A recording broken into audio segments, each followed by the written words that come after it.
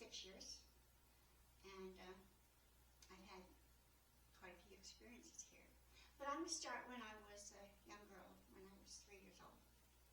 We lived down in Provo, Utah, and my father built a duplex where the top of the duplex we lived, and at the bottom there was couples, that went to BYU that would stay there, and they went there. So some of my first memories there was when I was 3. I remember I hurt my knee somehow, and I remember that I had stitches, and I can remember that when I was 3. I remember a duck that they had, the neighbors had, and it was white, it was cute. No, it was a goose, I think. And so, one of the very first things I remember was I was asleep in my crib. At 3, I still slept in a crib. And I would just lay there at night, Then one night, I saw this beautiful, beautiful woman. And she was hovering above my crib, and I could see her, and she had a white veil, and it was flowing, and she had long, long brown flowing hair. And she stood over me at night. She stayed there with me at night. There were some things that were happening as a child that I'm not going to talk about right now, but she was there to protect me. And then one day she was gone, and I felt really bad about that. And so there was a lot of things that happened in that neighborhood that wasn't, so good that I don't want to talk about that. But so the thing that I remembered was going to primary. But I'm gonna talk about this. I need to talk about this part. I would walk to primary with my family, with my brother and my sister, and the church was just a little ways away. And so we would walk there, and then I was in primary, and I remember as I was doing a remote viewing with my girlfriend, because she is psychic, she knows things, and as she was telling me this, I knew it, I remembered it. So I was in my primary class, and all of a sudden, the primary teacher took me, I need to go to the restroom. We go to the restroom, and I'm walking along with her. She's holding my hand. I've got this little white frilly dress that we wore in those days, and these little socks, and went down like that. But I have to talk about this because this is important, because this has to do with the rest of my life. So we were going down the stairs, down the church, into the tunnels down in Provo. There's tunnels underneath the churches there. And so they took me, they was holding their hand like this, walking along, and my teacher opened this door and stuck me in this room. And so I didn't know what was happening, so then a man came and got me. And then he came and got me, and then I remember this like a cave-like thing, and it had candles on that end of the wall, candles on that end of the wall, candles on that end of the wall. And I was laying down on this table, and it had a white, like a mattress with a white sheet or something on it. And there was 3 men on this side, 3 men on this side, and one had kind of a fluffy hair, it was kind of fluffy hair, and they had suits on, black suits, and they had red ties and white shirts. And there was 3 of them, one on each side. And then I saw at that end of because I was laying down, I could see an angel. I saw this angel, and he was in white. And he went over to the man that was closest to the end of the cave-like thing, and he said, "No, you can't do that to her." They did other things to me, other things, but I'm not going to talk about those. But, during my life, I don't remember much more about seeing anything. Because I was like, brain fractured. So I couldn't remember things. But I would go to primary, and I remember how kids would be so mean to me, and I didn't understand why. And you were what, like? I was like 5, 6, 7, I didn't understand why they treated me so badly. I never did anything to them, And it was all through school, all through high school, but now I know why they did, because they all were going through a lot of the same things that I went through. But I got married to Denny, my soldier boy. That's my soldier boy, Denny. It was rough. I got married and I had a son before I got married before that. So I didn't see too many things during that time. But so then Denny died. He died.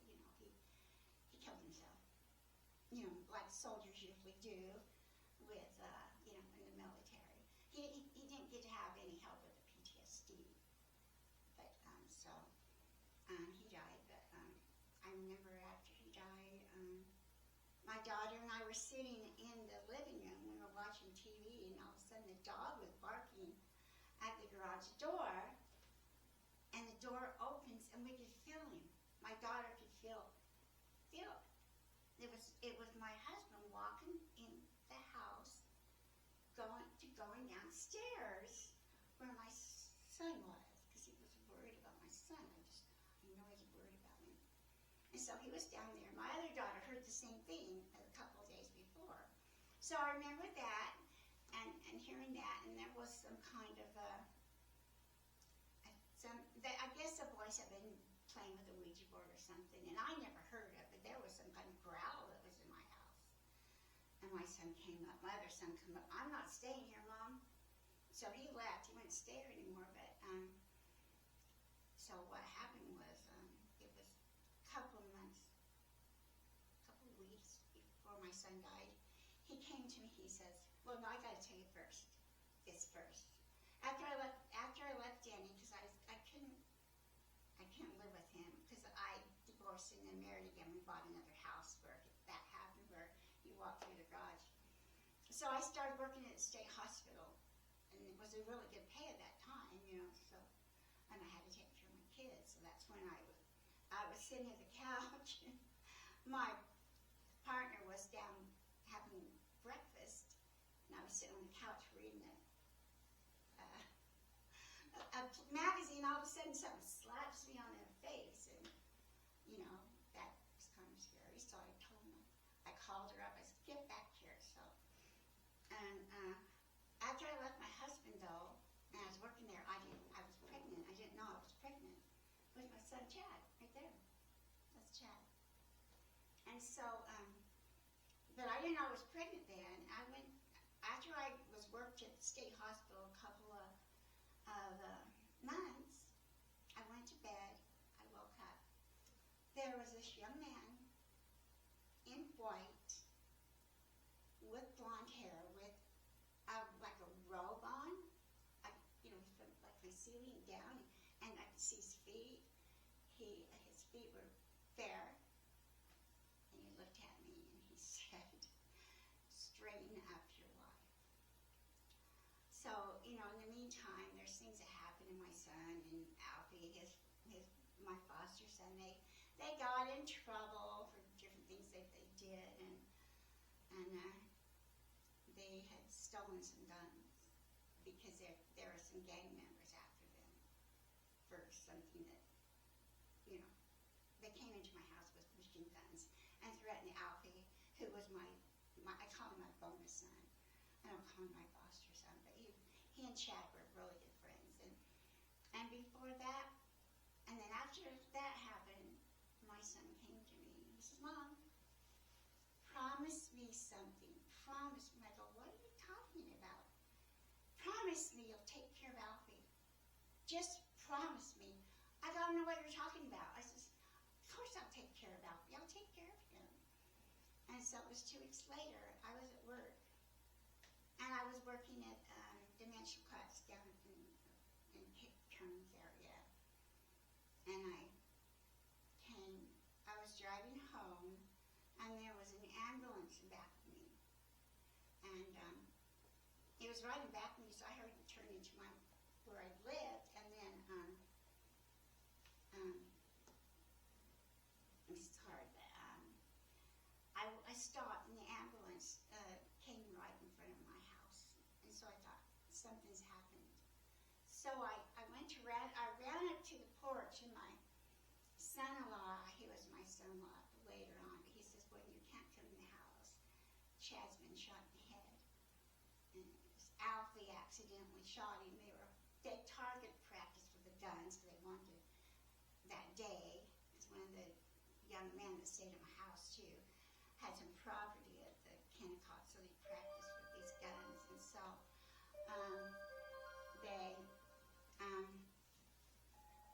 so what happened that is was, cool. I'm sorry, I didn't mean to interrupt. That's actually kind of cool. it is, look at it, how it turns around. Oh, what ain't the hurt? You can give it Sam's Club at Christmas time. Huh. Then it'll go back, and then I'll wait till it's over.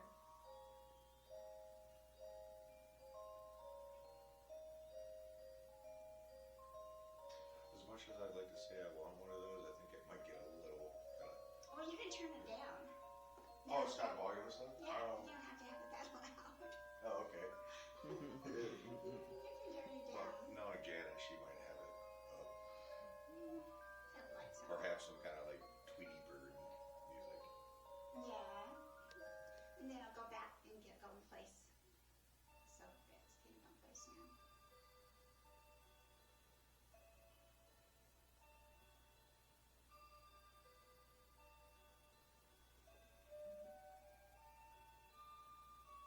That's some entertainment for you.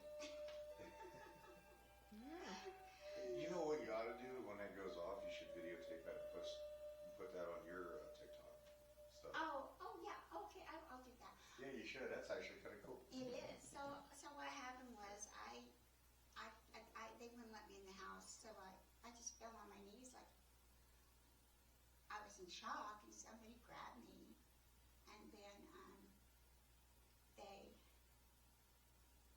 the helicopter came. I went over as they took him out. He was on a stretcher. He was still alive, and he was shot here and came out the top of his head. Of course, he was brain dead, but so they never took me to the hospital, and I was so shocked. I didn't know what to think.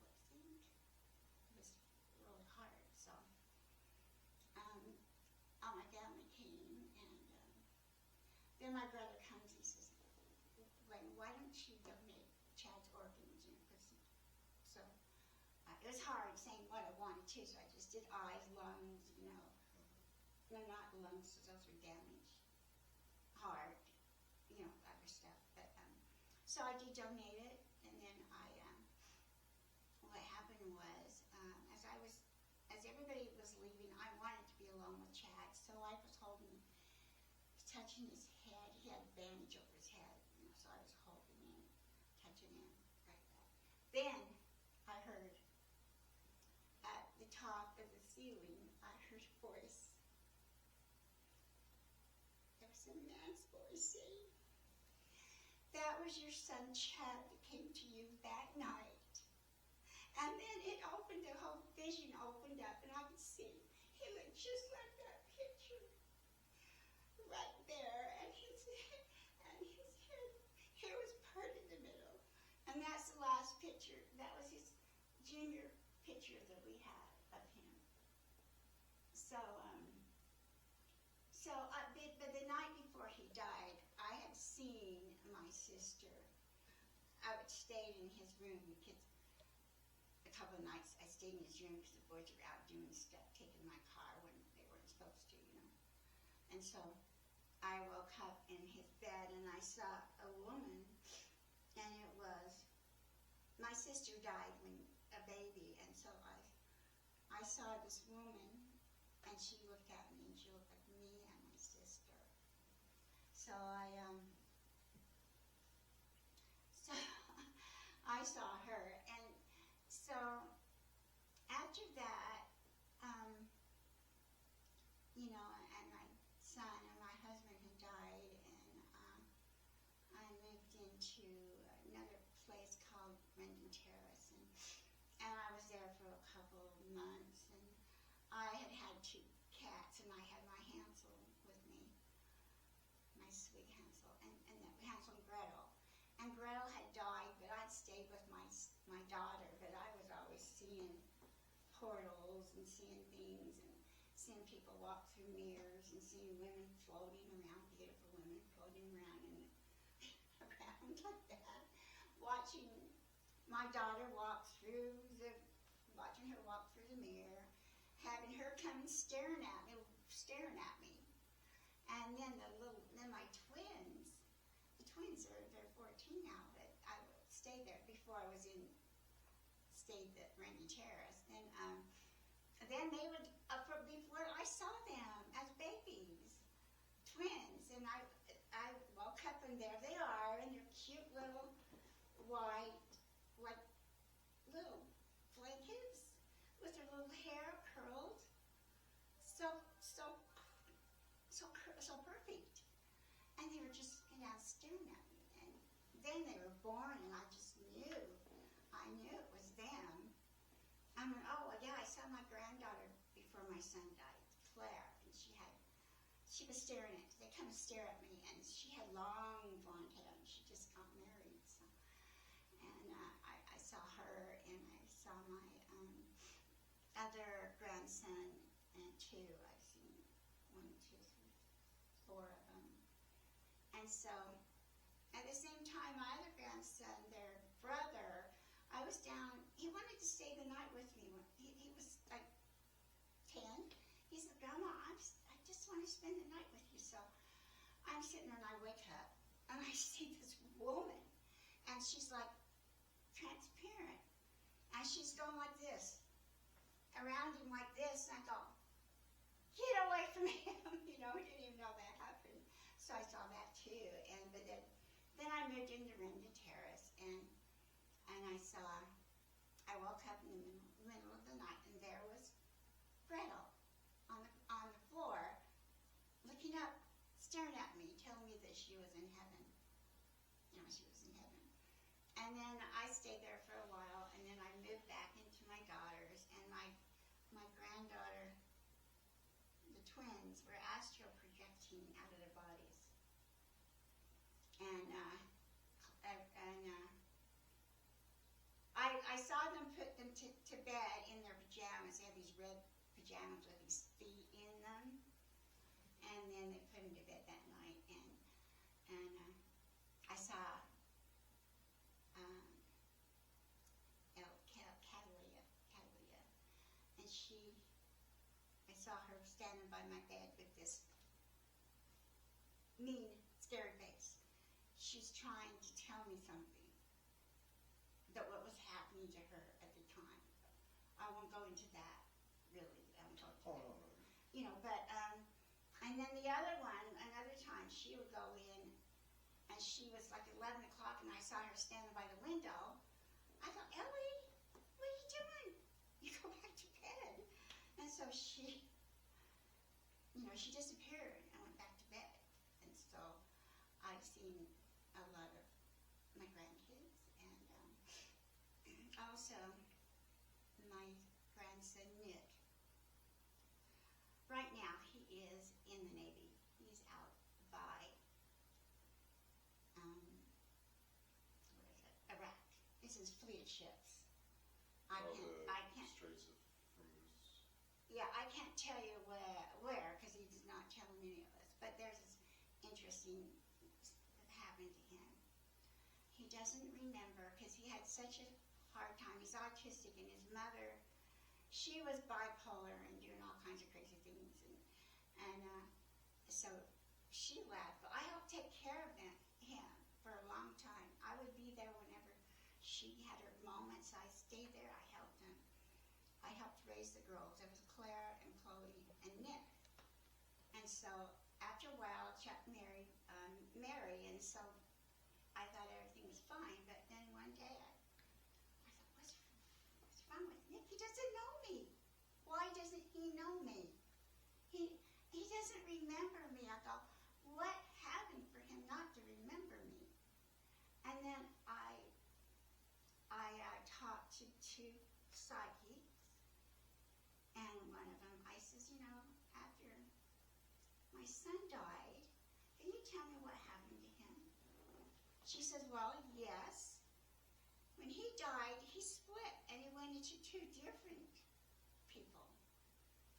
One of them is in your family right now. I thought, oh. And the other one is like somewhere else, but he just doesn't, he speaks English, but he's like, not, doesn't, I don't know where he's from. I don't know where he is, but, and then I had another one tell me, Crystal something, I can't remember what it's called, but, yeah. And my grandson, he walked out at the time that happened with his mom, and part of my son walked back in him. But he doesn't know me. He doesn't know me today, and it just breaks my heart. Have you heard of walk-ins before? I have. I haven't. That's what happened, and it's just breaks my heart. Breaks my heart. So as far as these visions and things that you see, that's mostly at night, right? Mm-hmm. Yeah. So I saw my husband. He came to me, and he wanted me to write his book, which I did. And I saw him. I saw him. He was by my bed. He looked like that, but younger. And he wanted to make sure that the right person, does his book. So I go, I'm going to get someone else to do it. It was published, but now I'm going to have it done all again. But so he's come to me, and then my son's come to me. Like I went to, Louise Jones. You heard of Louise Jones? From England. Mm-hmm. Well, I had her do a psychic thing for me and reading. And let's see what she told me. I forgot. She said, your son's here. Your son Chad is here with you right now. She says he's going to come see you. He's going to get in touch with you. So take his picture. So I took his picture and I stood underneath my bed. Nothing happened that night. But the next night, I heard, Mom, it's Chad. And I heard his voice. And it was so wonderful just to hear his voice. Has been gone about 31 years now. So it was so good to hear his voice. And I did some videos of him in Star Wars uniforms. Put his face in Star Wars. So one night I'm laying there and all of a sudden I